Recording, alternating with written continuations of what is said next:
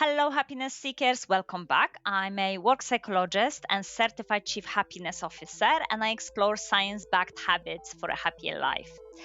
In the episode 231, my guest Judith Quinn, winning vocal confidence specialist and a voice coach, help us understand why presence isn't about being louder.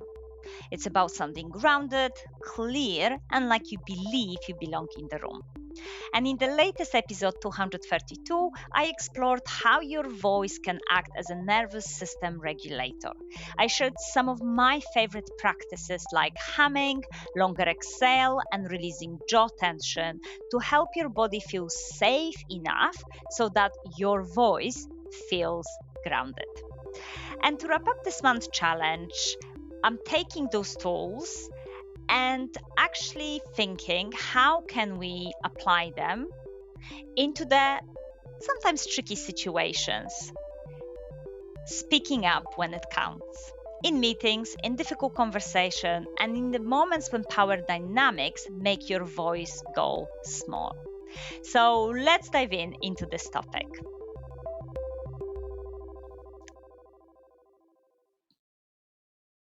So, from my perspective, there are two very interesting reasons why speaking up is so difficult. First of all, I'm sure we all been in there when we had the perfect sentence in our head. This is what I'm going to say. And then the moment comes and our words, poof, evaporated. And our mind goes blank. And it is very much a simple physiology because when our brain detects social threat, like being judged, interrupted, or feeling I don't belong here, it can very much shift into a protective state. And for some of us, that looks like fight. We get sharper. For others, it's a flight. We avoid the conversation.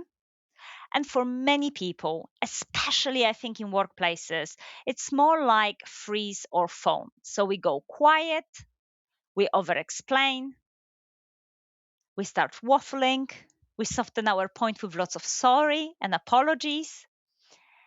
And our voice, of course, follow this state. And research is very clear that when we feel we are under stress, our body and mind will always prioritize our safety over self expression.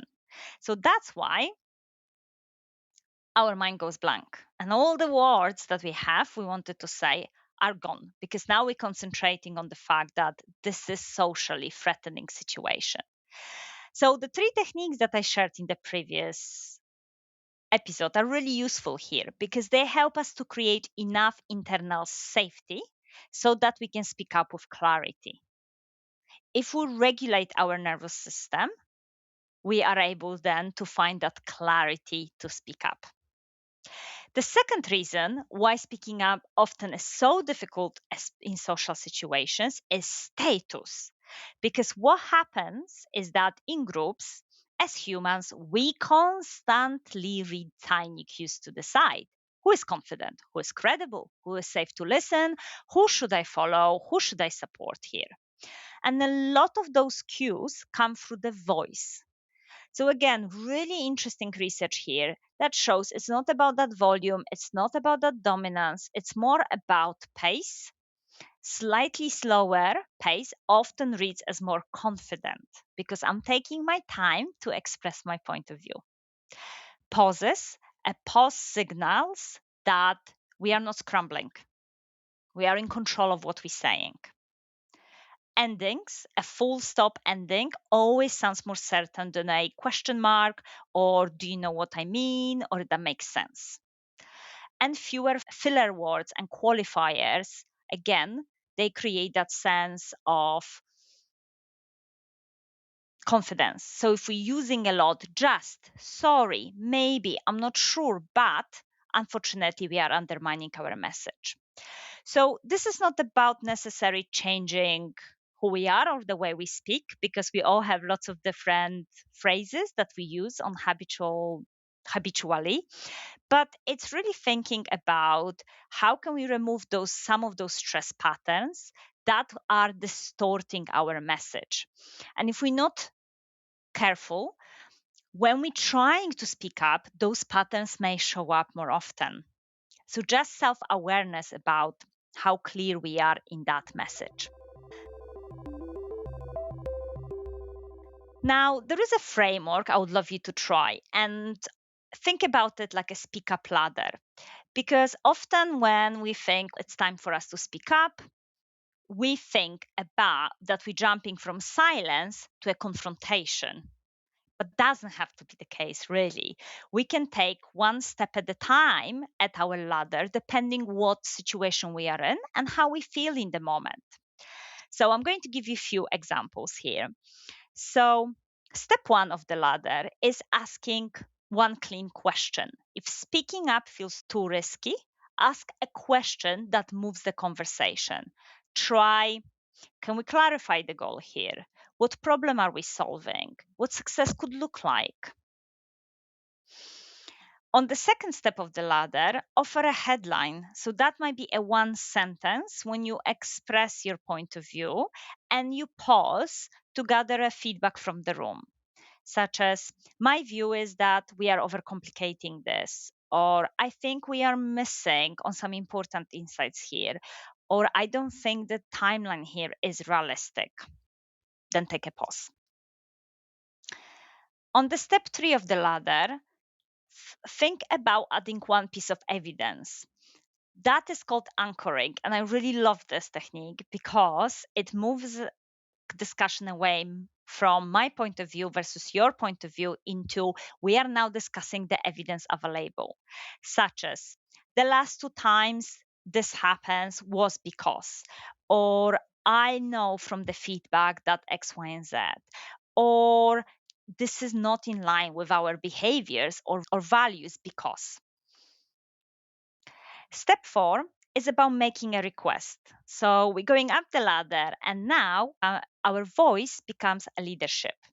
So try, I would like us to decide on one priority today. Or can we take 5 minutes to make sure that we list all the risks before we commit? Or next time, I really would appreciate if we could.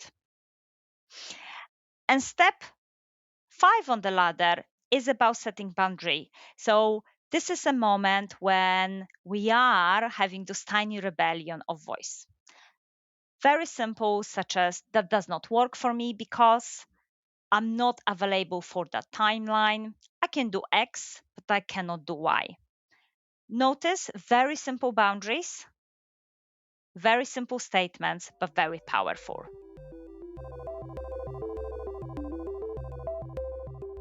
So now that we have the speak up ladder, let's have a look at some additional scripts that you can use in situations when speaking up is particularly difficult. So, coming back again to this idea that yes, our brain and our mind will go blank in those situations. So, let's be prepared with some phrases that can help us to stay on track when we are speaking up. So, situation one, you are interrupted. Okay, not a nice situation at all, especially if you're being interrupted frequently or you're being interrupted really clearly on purpose by someone. So, try saying, I would love to hear your view, but I'm going to finish this thought first. Or if you want something softer, saying, I'm sorry, 1 second, I really want to land this point and express your point of view. A second situation, which I think socially might be quite threatening, is when we disagree. And very simple sentence to try is simply saying, I see differently. Here is what I'm noticing. And then give one piece of evidence. And then situation three is when it's emotional and the stakes are quite high. So few phrases that can be useful in those situations are, this matters to me, so I'm going to take my time, and simply take your time to express. Can I say what I actually need here? Okay. And if you started waffling, if you started not being on track with your message, which happens, take control back by saying, I want to say that again more clearly. This is what I think. Thank you so much, everyone, for listening. I really do hope that you have found those tips useful and that you really think about embracing your voice in lots of different situations, whether by speaking up or whether by thinking about your voice as that nervous system regulator. Remember, if you are curious to learn more about the science of happiness, check out my book, The Alphabet of Happiness, where I explore 26 science backed principles to create more happiness at work, in relationships, and in our own skin. And also remember, you can sign up for my Substack newsletter, The Happiness Challenge, to get weekly updates directly to your inbox. Finally, if you tried the Speak Up Ladder, I would love to hear what step you started on and what changed when you gave your voice a little bit more space. So, as always, I dare you to be happy and see you next time.